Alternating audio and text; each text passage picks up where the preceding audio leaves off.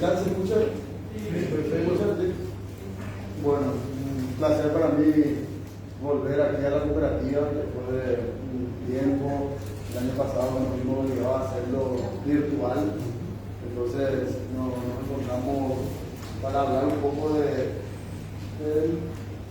hay muchos cambios y justamente la idea en sí es ver un poco qué es lo que cambió.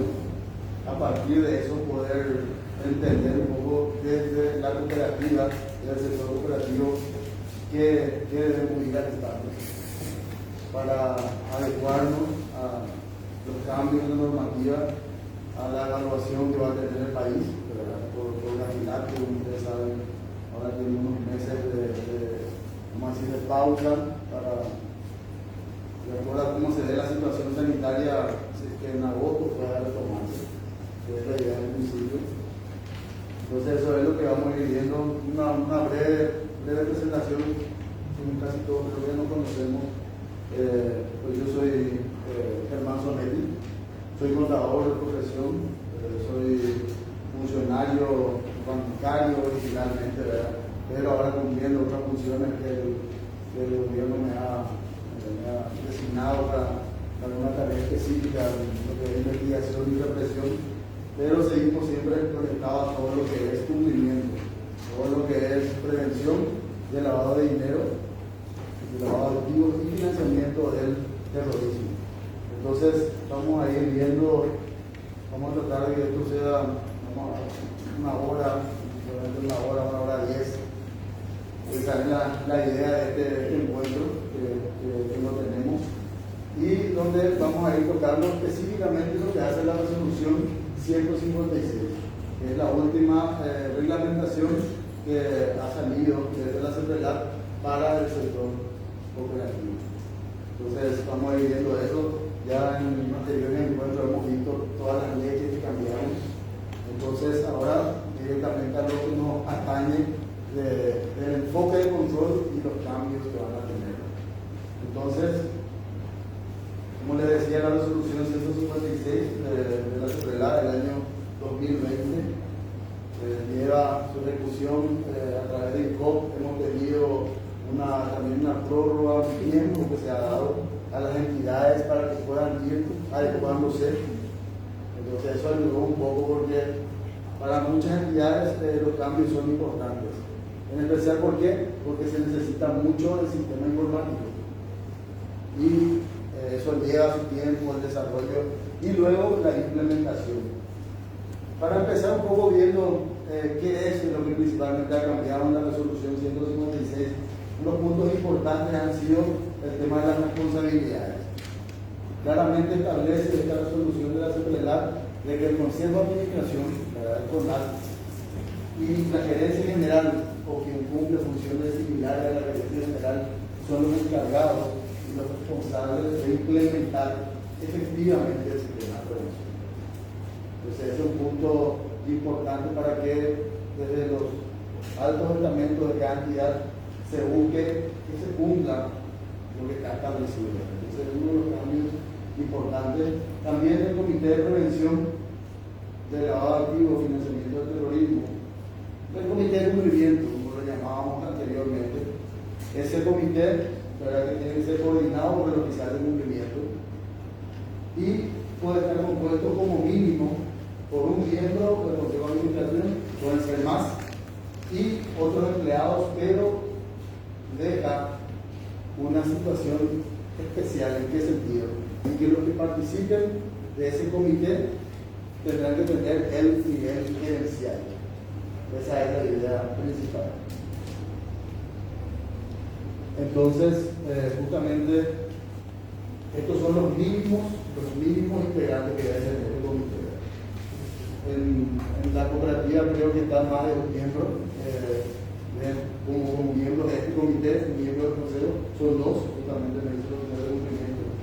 Entonces, y los demás empleados que deben tener, sea el gerente comercial, sea el gerente de ahorro, si existe esa figura, gerente administrativo, si existe. Entonces, es la parte principal de este comité. ¿Qué es lo que hace este comité?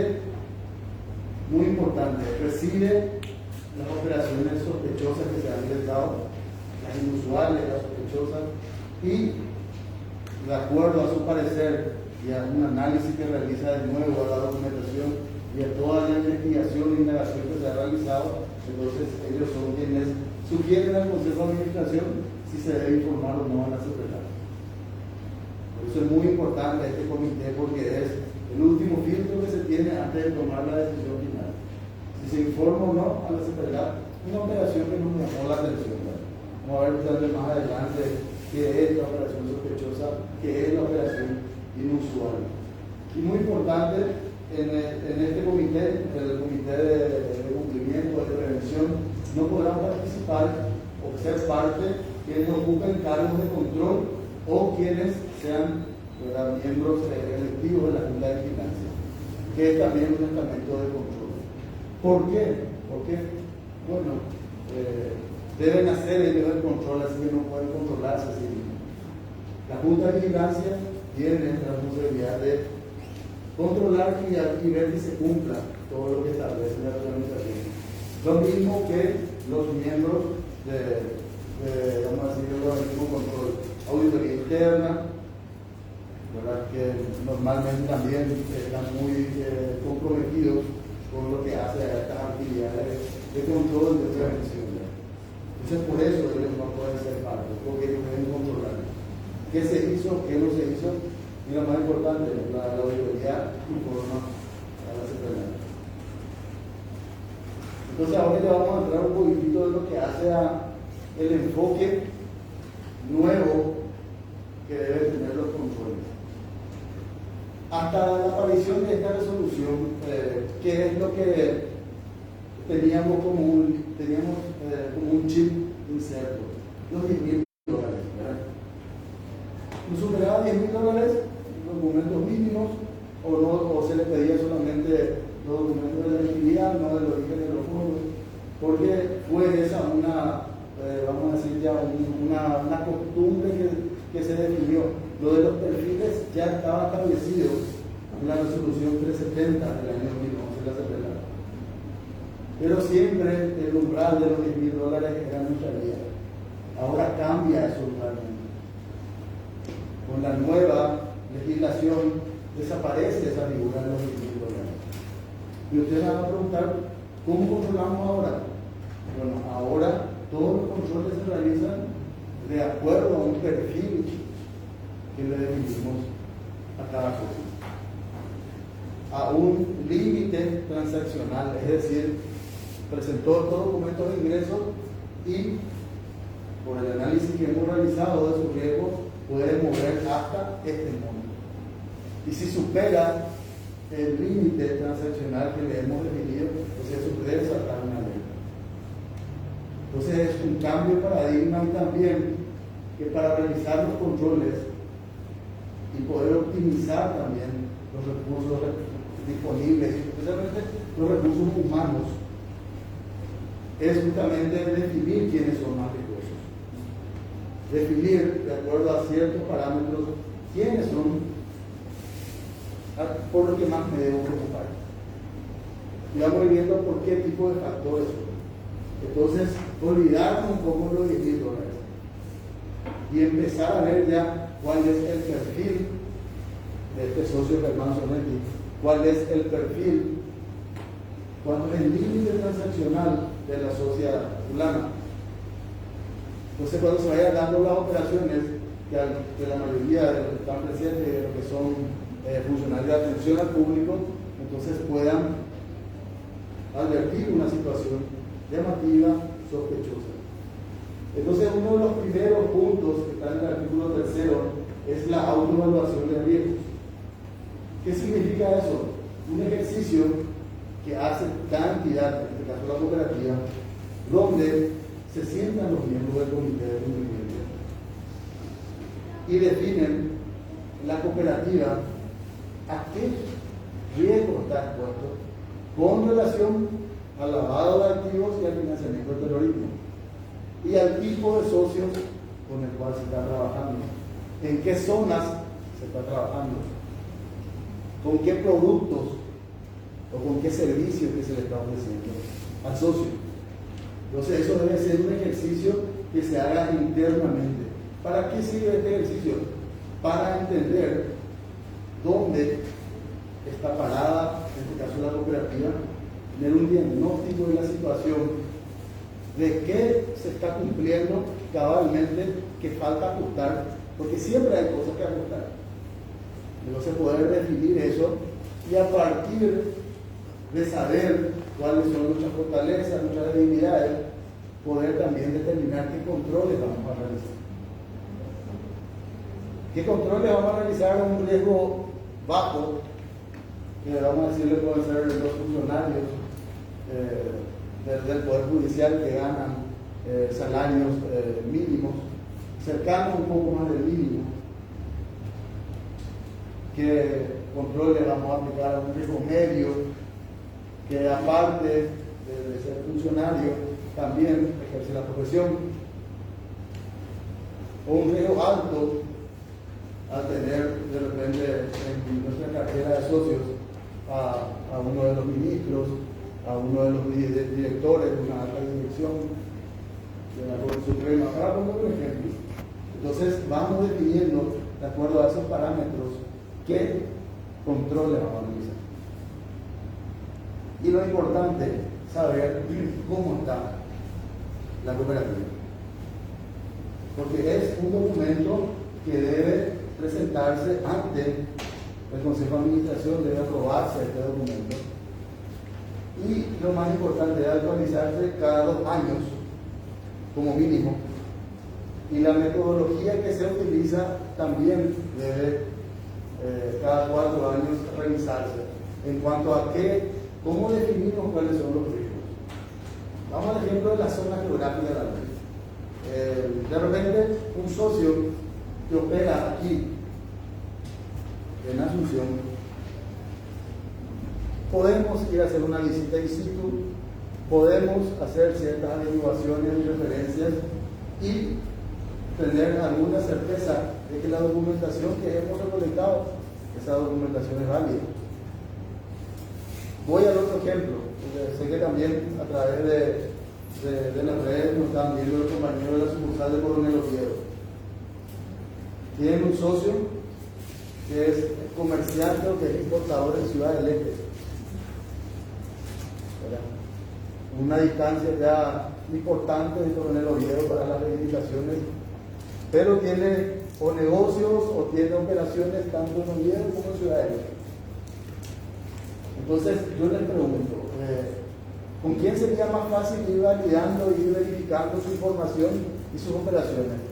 ¿Con el cliente que lo tenemos aquí en Asunción o con el cliente que está en la frontera en Ciudad del Este? ¿Con quién nos costaría más? ¿Con el que está más alejado, con el que está en la frontera? Si tomamos en cuenta una zona que puede ser un poco, siempre tiene mayor riesgo por el hecho de que está en la triple frontera, los tipos de negocios, las áreas de moneda que se manejan, ¿entienden? Entonces todo eso vamos definiendo para saber qué controles vamos a tomar con los que están aquí operando Casa Central, con los que operan en las sucursales, con los que no contamos información también, porque esa capaz que sea una realidad que tenemos también. No tenemos toda la información, está desactualizada la base de datos en algunos casos. Hace 4 años hacía esto el socio. Ahora, al actualizar y al no poder actualizar, estamos topándonos con esta dificultad. Entonces, saber también qué tipo de riesgo va a presentar ese socio con datos desactualizados o de repente con una actividad informal. Porque al abrirnos un poco el mercado también nos encontramos una realidad, la informalidad. Y eso lo más probable es que más lo estén sintiendo las sucursales por las zonas donde van abarcando. Entonces la informalidad es una realidad y esa realidad afecta. La realidad afecta y los controles deben estar enfocados a eso. Entonces, esto es un documento imprescindible que la cooperativa debe tener. Si ya lo hizo, entonces ver si hay necesidad de actualizarlo o no. Una autoevaluación. Y esto queda como un documento que tiene que estar disponible tanto para el COP o también para la seguridad.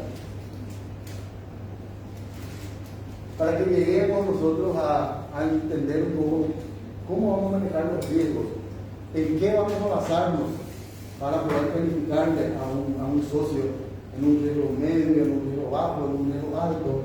Se toman en cuenta algunos factores. Vamos viendo lo que la resolución menciona. El primero es el tipo de socio o cuál es la actividad económica que realiza. Esto es un factor importante. Nosotros, dentro de la necesidad de tener conocimiento pleno del socio, tenemos que saber qué hace. Y también resulta teniendo un riesgo o un factor importante para nosotros en la forma que vamos a controlar el hecho de saber si es una persona física o si es una persona jurídica. Si es una persona jurídica, que normalmente los socios de las cooperativas son organizaciones sin fines de lucro. Entonces, ustedes saben que las organizaciones sin fines de lucro son un tipo de socios de alto riesgo. Eso está definido en la reglamentación. Entonces, si tenemos ese tipo de socios, entonces ir definiendo. Y dentro de lo que son personas físicas, de acuerdo a la actividad que realiza. Una actividad no es igual de riesgosa que otra. Y me van a preguntar, ¿con qué tenemos que tener cuidado? Y normalmente tener cuidado sería importante con las actividades que manejan mucho flujo de efectivo. Que manejan mucho flujo de efectivo en sus recaudaciones y que esa sea la actividad de nuestros socios. Puede ser una atenuante del riesgo. Van a decir por qué. Porque al tener una actividad que mueve mucho efectivo, me da la posibilidad de ir mezclando los fondos que no puedo utilizar con los fondos que sí está generando mi negocio, que mueve mucho dinero en efectivo. Y ahí entran dentro del comercio, ustedes saben, los supermercados, los minimercados, los hoteles, los moteles, y todo esto que siempre va otra vez sumado, condicionado a lo que hace la formalización. No todos los negocios están formalizados, no contamos muchas veces con estadísticas a nivel oficial para que podamos comparar la zapatería de él y mi zapatería, cuánto es lo que realmente vende. Y si esas ventas que tienen son reales,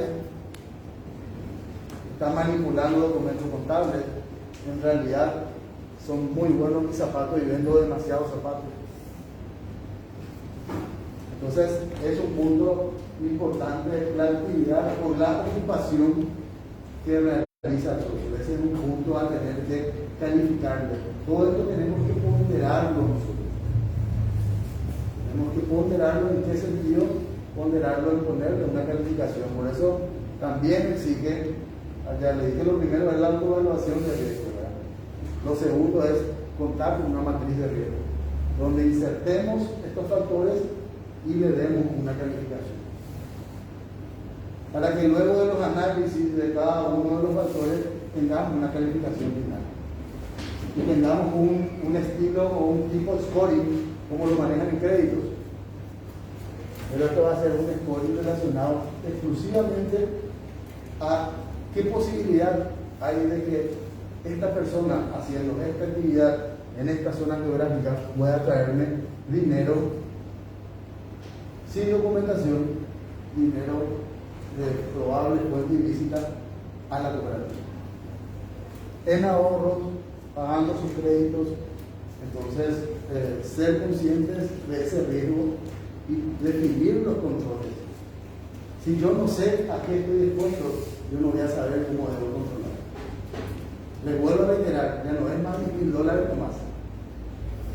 Que pueden haber 4 o 5 personas que son que están complicados con un mismo grupo, que estén moviendo fondos mínimos o fondos por debajo de los umbrales para no llamar la atención. Y nosotros pensamos que son 5 personas diferentes.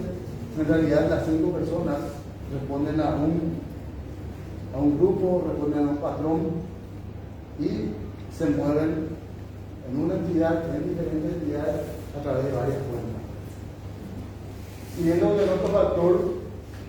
otro factor importantísimo también es de los productos y servicios. ¿Qué productos y servicios ofrece la cooperativa judicial? Ahorros, préstamos, tarjetas, las diferentes modalidades de crédito, las diferentes modalidades de ahorro. Entonces, ¿qué es lo que vamos a ver en este factor de riesgo? ¿Qué tan expuesta está la cooperativa ofreciendo sus productos y que se pueda utilizar esos productos que la cooperativa está ofreciendo para ingresar dinero sucio? Eso es lo que aquí ponderamos. Entonces vamos definiendo en ahorros, según la modalidad, cuál podría ser de mayor riesgo. El ahorro a plazo pasa por todo un proceso antes de la firma del contrato. Se solicitan los orígenes de los fondos y demás documentaciones. De repente en una caja de ahorro a la vista, el dinero ingresa, se extrae, ingresa, se extrae. Podría haber más facilidad para ciertas operaciones, más son operaciones de efectivo. Con los créditos, la misma cosa, diferentes líneas de crédito, si es con garantía, estamos analizando también el origen de la garantía, o solamente nos estamos preocupando por definir la capacidad de pago del socio y a partir de eso, en cuánto tiempo puede devolvernos el dinero que le estamos prestando, sin que estemos pensando en riesgo de dónde está quitando el dinero para poder pagar. Y ahora ya en las últimas investigaciones que se fueron dando, justamente el Ministerio Público ya utilizó también ese punto de vista en la investigación, de no solamente ver las cuentas donde haya ahorros o las cuentas corrientes, sino que también las deudas que tiene registrado formalmente en el sistema una persona investigada y cómo es su comportamiento de pago. ¿Por qué? Porque si no, para mí es fácil quitar un préstamo que no necesito para justificar algo que tengo, algo que gané, algo que no puedo justificar. Entonces algo más fácil, yo solicito un crédito que no necesito y con eso trato de justificar lo que compré, mi crecimiento patrimonial. Entonces el Ministerio Público ahora también había ampliado un poco ese punto de vista y ver la cantidad de cuotas pagadas, los montos de las cuotas y si eso también corresponde a tu límite transaccional o a tu capacidad. Porque si yo tengo un salario de 5 millones de guaraníes y tengo préstamos por varios lugares, bueno, uno, puedo ser una persona que está sobreendeudada, o dos, puede ser una pantalla para justificar un estilo de vida que estoy llevando. Entonces por eso es importante definir qué tan expuestos estamos con los servicios que estamos ofreciendo y si los controles que estamos realizando hasta qué punto están protegiendo a la cooperativa. Porque lo que buscamos al analizar los riesgos siempre es aprender a convivir con el riesgo.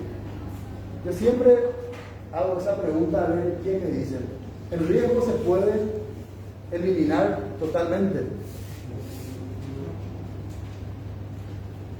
Se puede minimizar, se puede disminuir los efectos con ciertos controles que realizamos, pero en realidad el riesgo se puede eliminar totalmente. Cerramos la cooperativa y nos vamos. Ahí termina el riesgo.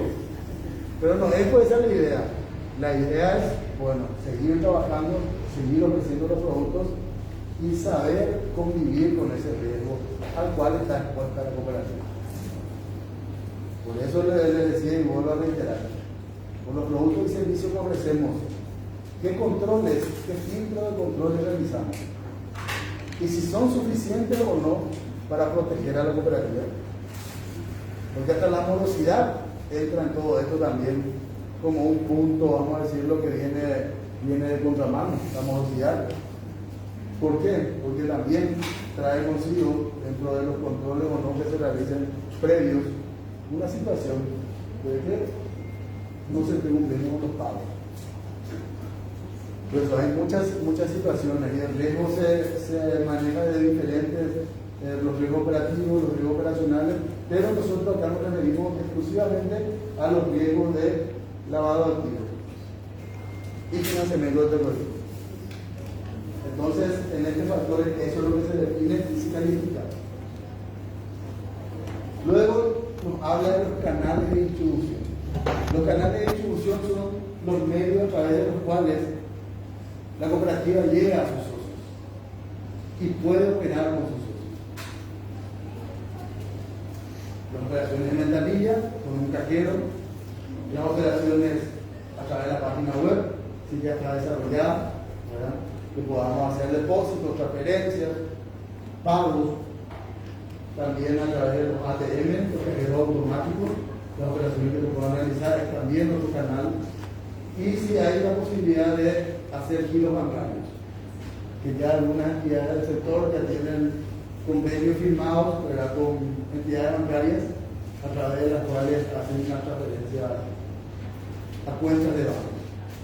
Y también se puede recibir de una cuenta de banco a la cuenta de la cooperativa, ¿verdad? Hay unas entidades que ya están con ese proyecto, ¿verdad? Y con una o dos entidades creo que son bancarias las que están intermediando. Entonces estos son los canales y aquí también definimos dónde está el riesgo y cuáles de esos canales son los más riesgosos. La operación en ventanilla, por lo menos tenemos contacto cara a cara con el socio. Podemos pedirle la documentación, entrevistarle. Entonces eso disminuye muchísimo el riesgo. En cambio, con el acceso a la web, nosotros le damos, viene personalmente el socio y le damos la contraseña. Pero después, día a día, quien ingresa con esa contraseña, ¿qué seguridad tenemos de que sigue siendo nuestro socio? O ya otra persona a la que le dio la contraseña y está operando.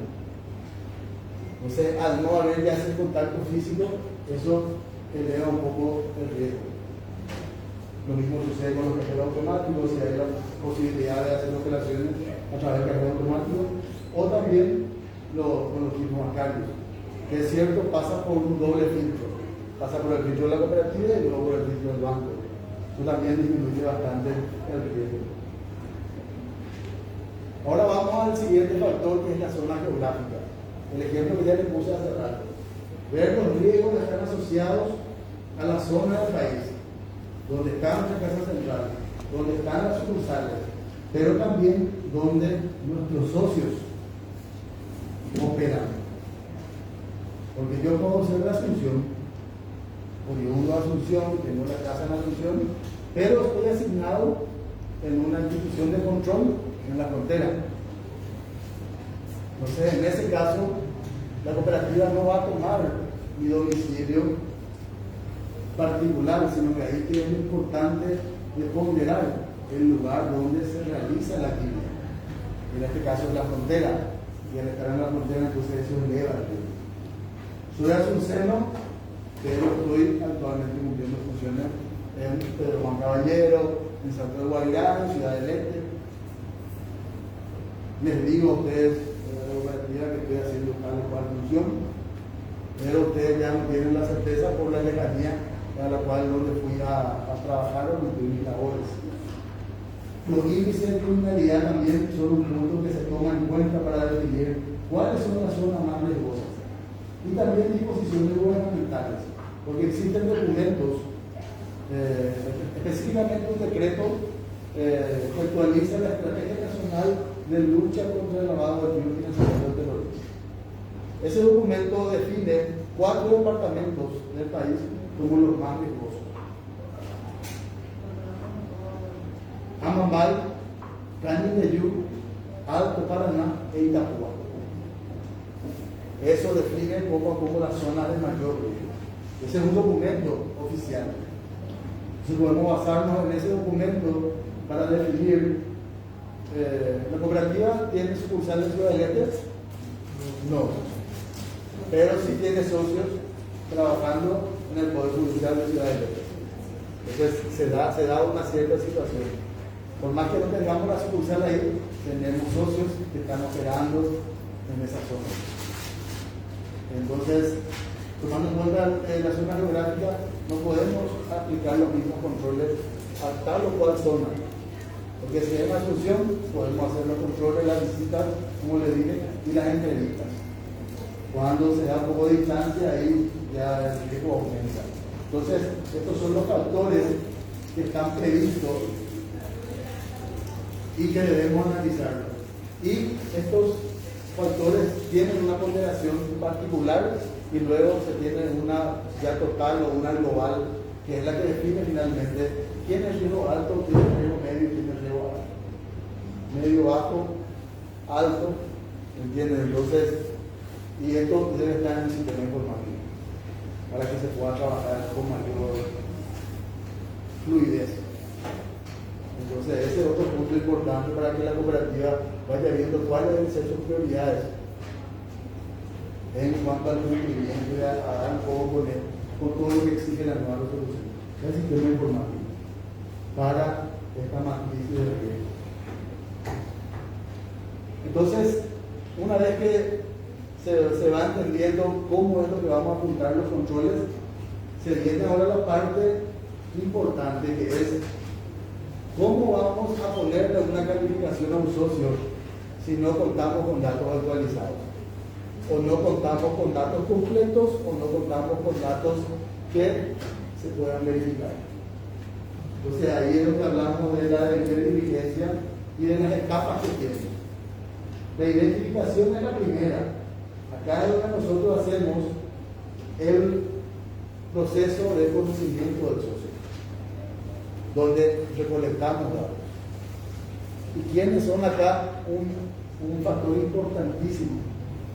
Los compañeros, los funcionarios que hacen atención al público, que es donde vamos recolectando la mayor cantidad de información. Si hacemos bien ese trabajo, bueno, vamos a poder tener cierta certeza de que tenemos la identidad del socio o la del beneficiario final, que es una figura también que aparece en la resolución de la secretaria. Beneficiario final, ¿quién es? Es una persona física, no siempre es nuestro socio, pero puede ser el verdadero dueño del dinero. En algunas entidades tenemos esos casos en los cuales ciertas personas operan a través de socios nuestros con poderes de administración, poderes especiales, autorizaciones por escribanía, y de una relación de confianza, nuestro socio es el que va operando con ese dinero, por más que no sea propio, porque quien genera ese poder especial de administración o poder general es la persona que se presenta como el dueño. Entonces ese puede ser el beneficiario, y la ley habla también que el beneficiario final puede ser la persona que tiene una participación mayor al 10% de acciones en una empresa. Ya tenemos que tomar el mismo beneficiario final. Como la cooperativa no opera con empresas directamente, entonces esa situación más la tomamos, pero siempre el beneficiario final va a ser una persona física. Puede ser el verdadero dueño del dinero, puede ser la persona que toma las decisiones, porque yo puedo no ser socio de la cooperativa, pero tengo 3 parientes míos que tienen fondos ahorrados o que tienen crédito de la cooperativa y son a los cuales yo le doy las instrucciones para que ellos operen. Yo no soy socio, pero por ciertas cosas soy yo el que doy las órdenes y el que finalmente decide qué tipo de operaciones realizar. Por eso habla aquí del socio o del beneficiario final. La segunda etapa es la verificación. Aquí ya es comprobar de que lo que los funcionarios de atención al público recolectaron, esa información se pudo verificar, esa información es correcta. Nosotros no podemos validar una información que nos da el socio sin hacer las verificaciones correspondientes. No podemos validar. ¿Por qué? Porque ahí estamos asumiendo un riesgo muy alto. si no hemos hecho la verificación. Entonces, aquí, en esta segunda etapa, el objetivo es asegurar de que se haya identificado correctamente y que existen documentaciones, porque en esta primera etapa podemos de repente decir, sí reconocemos al socio, sí reconocemos a su hermano que hace rato es nuestro socio, si ahora se asoció, va a ir trayendo la demás documentación. Ese conocimiento que decimos, o esa referenciación que lo hacemos con algún otro socio antiguo, en esta etapa de la verificación debe estar documentado. Porque ese también es un punto que la administración de riesgo exige, de que toda calificación que pongamos, todo riesgo que definamos, tenga que estar documentado. Entonces aquí es muy importante eso. Y la última etapa, o la tercera, es el monitoreo. ¿Qué se hace en este monitoreo? Verificar que lo que el socio en su momento declaró y documentó como ingreso se adecue a ese límite transaccional. Eso se hace en el monitoreo, que sus operaciones sean compatibles con su perfil. Normalmente, este monitoreo está a cargo del oficial de cumplimiento y de los jefes de la agencia en las sucursales o en las agencias, buscando que, como les digo, cerciorarnos de que el perfil que le definimos con su actividad en la zona donde trabaja y el límite transaccional que le definimos por su documento de ingresos está acorde. Y aquí vamos de nuevo al sistema informático. Es el sistema informático el que va a alertar cuando alguien supera su perfil. Es el sistema informático. Por eso que debe también el sistema de alertas estar desarrollado adecuadamente. Y hablamos aquí de unas situaciones que se pueden dar en el día a día, que se pueden dar y que deben estar ustedes atentos. ¿Por qué? Porque el oficial de cumplimiento no puede estar en todas partes. ¿Quiénes son los que tienen contacto cara a cara con el socio? Los funcionarios. Entonces es muy importante estar atento a las situaciones que se puedan presentar para poder alertarle al oficial de cumplimiento, al superior que tienen en su sucursal o en la parte de operaciones o en la parte comercial. Entonces ese es un punto principal a tomar en cuenta. Yo les dije al comienzo, ¿qué es lo que buscamos? Proteger a la cooperativa. Que la cooperativa no se vea envuelta en ningún escándalo y investigación en algún proceso porque ingresaron fondos que se utilizaron para actividades. Entonces, ese es nuestro objetivo principal. Entonces vamos a ir viendo algunas señales de alerta. Estas son algunas, no son todas las que se pueden presentar. Realización de operaciones que no guardan relación con su perfil transaccional. ¿Y los $10,000 desaparecieron? Ese umbral de control ha desaparecido. Entonces ahora seamos conscientes de que por eso este perfil tiene que estar bien definido, el límite transaccional en el sistema informático, para que los jefes de área puedan rápidamente consultar cuánto es el límite transaccional de este hermano neto, tantos millones. Y entonces cotejar con las operaciones, sea la operación que hizo ese día o las operaciones ya sumadas que va realizando. Entonces, por eso es importante que esto esté en el sistema informático y que siempre esté actualizado la información de cuál es su perfil y su límite transaccional, porque sobre eso nos basamos. Y si antes teníamos pocos socios que superaban los $10,000 en sus operaciones, si ahora nos ponemos a controlar cuánto el socio José está operando con relación a los documentos que tenemos de cuánto gana, puede ser que nuestro volumen de alerta aumente mucho más, porque es un control directo contra los documentos de ingreso. Inconsistencia en informaciones o datos proporcionados. Y eso se detecta en el proceso de verificación que vimos en la lámina anterior. Inconsistencia, que nos haya dado datos incorrectos o datos que no se pueden verificar a propósito, para justamente no encontrarnos en alguna situación, algún antecedente negativo, alguna publicación de prensa negativa que no quería que nos demos cuenta, que ya fue rebotando en otras entidades y por eso estaba viniendo a probar a ver si con nosotros sí se podía operar. Presentación de declaraciones impositivas cuyos datos difieren de los otros negocios o rubros similares.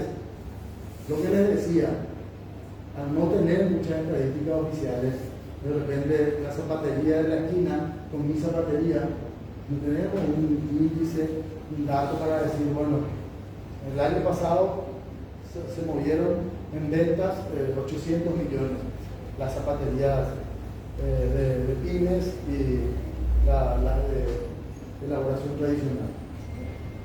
Entonces, para poder hacer esas comparaciones, y es ahí donde también se presenta con el tema de las declaraciones impositivas un detalle importante, que hoy al no entrar en la parte legal nos hemos tocado el punto, que ahora la evasión impositiva es un delito que está conectado con el lavado de activos, como un delito precedente. Ese es un detalle muy importante. La evasión impositiva, ¿qué significa? Que sea un delito precedente o un hecho jurídico precedente que puede dar pie a una investigación de evasión impositiva, a que también se pueda hacer una investigación en paralelo sobre el lavado de activos. Y es un tema bastante vidrioso en el sentido de que la ley, cómo se promulgó la ley finalmente, que es lo que pedía el final, de que sea la evasión un delito conectado con el lavado de activos y que se elimine la prejudicialidad, es decir, esa posibilidad que tiene el contribuyente o el investigado de primero dirimir en la parte administrativa para luego atender la parte penal. La FILA pedía que eso se elimine, esa posibilidad, y la ley se vio promulgada, se mantuvo ese recurso. Entonces eso hace de que sea un poco vidrioso todo esto. Pero entender que cuando hablábamos siempre de lavado de activos, decíamos lavado de activos, dinero que lo gané cometiendo otro delito. Eso es el lavado de activos en principio. Todas las operaciones que yo hago para que la plata que gané cometiendo algún ilícito, que ese dinero lo intento yo incluir en la economía, intento maquillarlo. Entonces, ese era el concepto que teníamos. Ahora se amplía, porque la evasión, si el dinero que yo no le pagué al Estado es un dinero de mi empresa, que es una empresa legal, se aplica ahí el concepto anterior que teníamos, de que era de una fuente ilícita. Y en realidad, no, porque yo tengo un negocio legal que está constituido, pero ¿qué es lo que, la evasión cuándo se configura? Cuando yo falseo datos para la administración tributaria y cuando yo no transfiero lo que corresponde en impuestos al Estado. Pero mi negocio es legal. Entonces acá es donde se amplía un poco el punto de vista, porque cuando hablamos de la conexión de evasión con el lavado de dinero, el lavado de activos, ¿cuándo se vuelve ilícito ese dinero? Cuando yo le causé un daño al Estado al no pagarle los impuestos como corresponde. Ahí se convierte esa acción de falsear datos, de esconder datos al Estado, por más que mi negocio sea legal, ahí yo estoy metiéndome en una zona gris, que es la zona gris de la evasión. Entonces se dan cuenta que es un poco vidrioso, pero nosotros, si nos guiamos por la legislación vigente, ya tenemos que tener cuidado en las declaraciones impositivas que recibimos, hacer el análisis y la verificación correspondiente, y también hacer un poco el análisis comparativo. Nosotros sabemos cuánto mueve el socio con nosotros, porque queda registrado en el sistema, y hacer el cotejamiento respectivo con sus presentaciones de IVA, de renta comercial, renta personal. ¿Entienden? Y si encontramos diferencias muy importantes, bueno, pues tenemos que alertarlo eso a los oficiales de cumplimiento para que se puedan analizar los casos. Entonces, este es un punto muy importante, por eso en cuanto a las declaraciones impositivas también. Ahora tenemos que poner un poco más de atención. Luego, la negativa a proporcionar datos para justificar que están operaciones inusuales, la negativa a presentar documentos sobre el dinero que estuvo moviendo, más si ese dinero supera su límite transaccional, esa sumatoria de operaciones. Entonces, tomar eso como una alerta también, la negativa a proporcionar datos y documentos. Y si lo hace, que tampoco sean convincentes. Si lo hacen, si lo justifican y que tampoco compensan. ¿Entienden? Luego, también una señal de alerta es la cancelación anticipada de préstamos por valores que si sumamos cuotas abonadas superan el límite transaccional de lo que tienen anteriormente y que no tengan justificación del origen de los fondos. La cancelación anticipada no es un pecado, no es un delito, pero las cancelaciones que vamos realizando siempre tienen que también ser cotejadas con el perfil. Bueno, yo vendí una casa y con eso cancelé mi crédito. Está bien, es un ingreso ocasional, pero que yo puedo justificar y que con eso cancelé mi préstamo. Recibí un anticipo de herencia, tengo la documentación, con eso vine a hacer las cancelaciones respectivas. Entonces son puntos importantes a tener en cuenta, son señales de alerta. Y en el caso específico de esta cancelación, esta es una señal de alerta que tenga el sistema informático, para que alerte cuando una cancelación supera el perfil de los socios. Ahora vamos a tener a los funcionarios, porque también está establecido dentro de la prevención y dentro del riesgo que existe, la posibilidad de que gente de adentro, internamente, pueda ayudar a una persona a mover su dinero ilícito, a no presentar las documentaciones correspondientes. Eso también hay señales de alerta con relación a los funcionarios. Que su estilo de vida no corresponda a sus ingresos, o exista un cambio notable e inesperado en sus finanzas personales. Los milagros económicos, no, pero me gané televideo. Eso se puede justificar.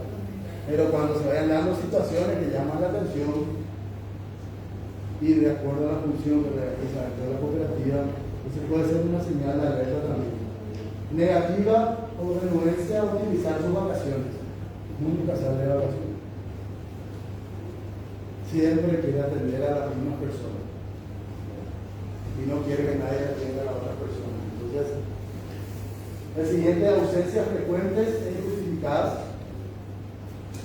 que dependiendo del motivo también puede ser una señal de alerta. Permanencia en la oficina fuera del horario laboral sin causa justificada, es una señal de alerta, puede ser una señal de alerta. Indicación del domicilio particular del funcionario para recibir los documentos de los socios. Así no va a llegar en casa. No hay problema, te doy la dirección, te doy la ubicación y así te llega tu documento y te vamos a procesar y no hay problema. Entonces de repente son situaciones llamativas, no decimos que sean todavía sospechosas. Coordinación de reuniones con los socios en lugares distintos a la oficina, fuera del horario laboral, para realizar operaciones financieras. Entonces, situaciones parecidas, ocultamiento de información al oficial de cumplimiento. El funcionario ya se dio cuenta, le comentó al superior, le comentó a su superior, y bueno, ninguno al oficial de cumplimiento que es el que debería estar al tanto. Entonces puede ser también una señal de alerta con relación a los funcionarios. Con relación al sistema operativo, y a las operaciones normales que se dan. Cuentas inactivas que repentinamente reciben depósitos por montos significativos. Como les digo, si tienen justificación y tienen documentación y era un ingreso ocasional, no hay problema.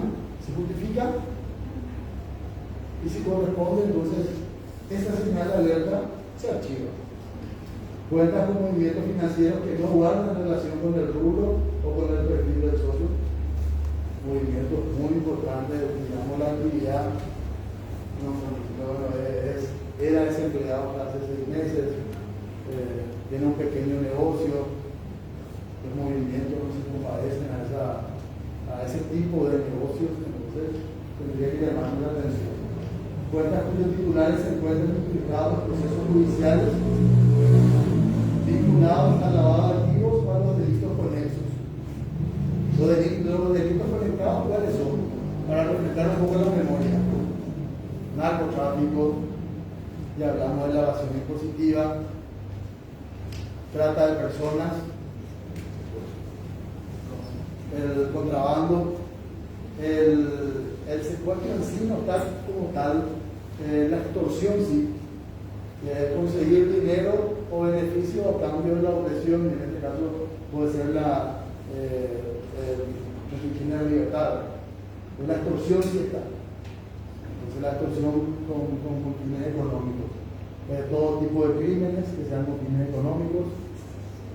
La falsificación, la piratería, los delitos de marca, tráfico de armas, enriquecimiento ilícito y tráfico de influencias. Eso está ahora a partir de la nueva legislación.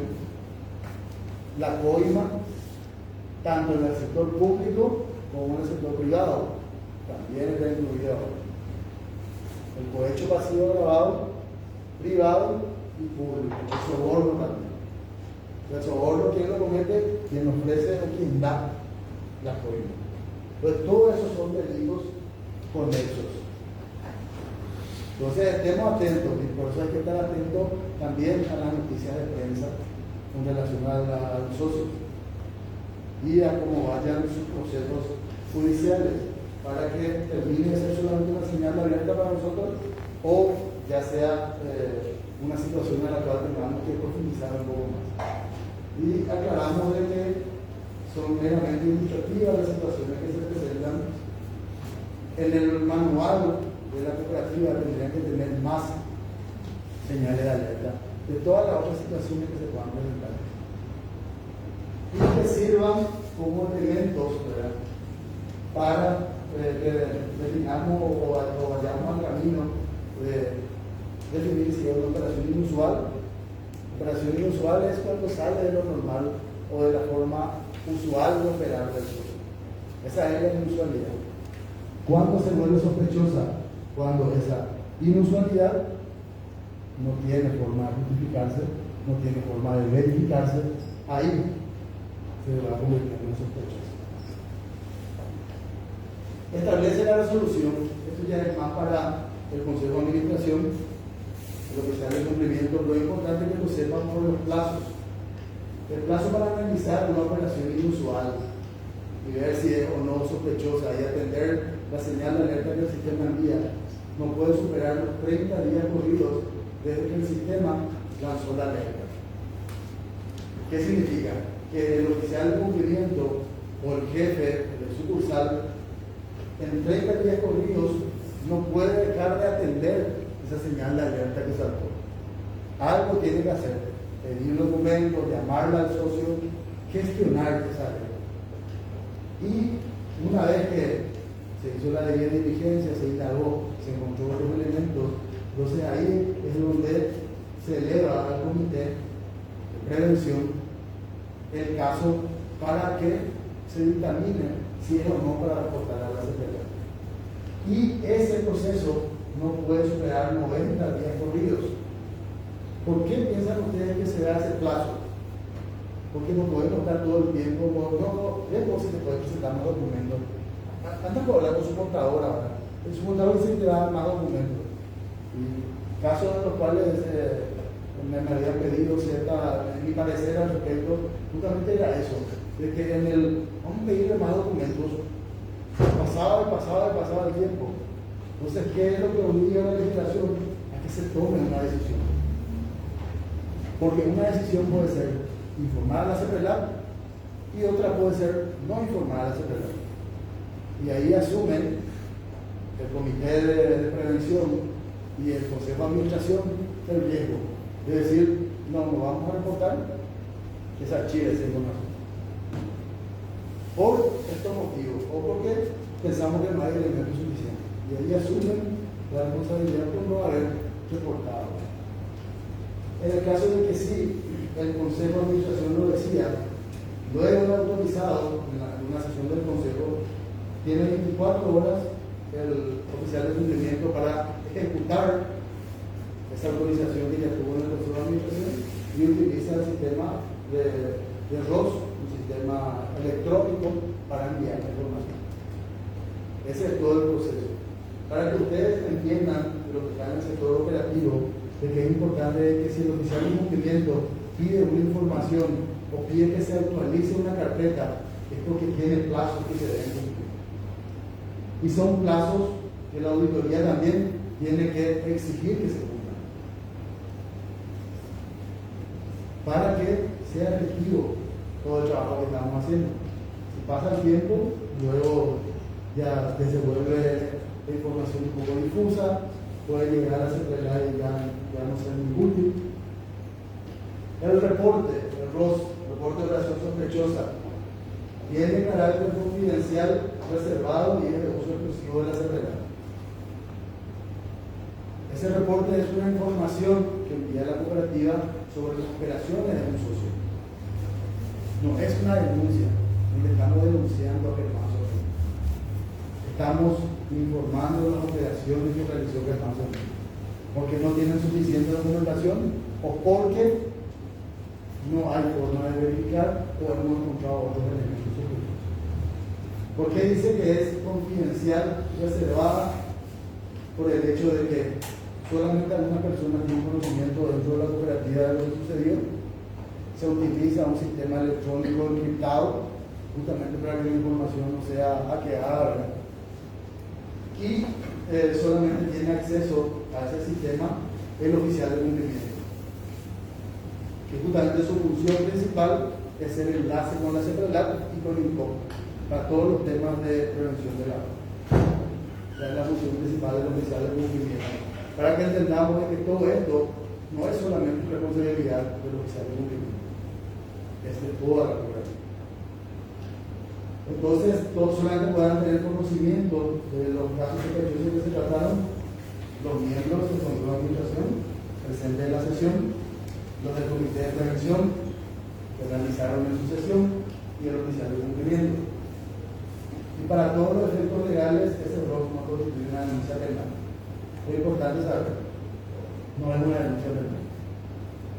No va a la CEPRELAC, es la que finalmente va a hacer la denuncia en la fiscalía. Y ahí no menciona que la cooperativa tal, sino que pase a los datos, hace una denuncia a través de un informe inteligente.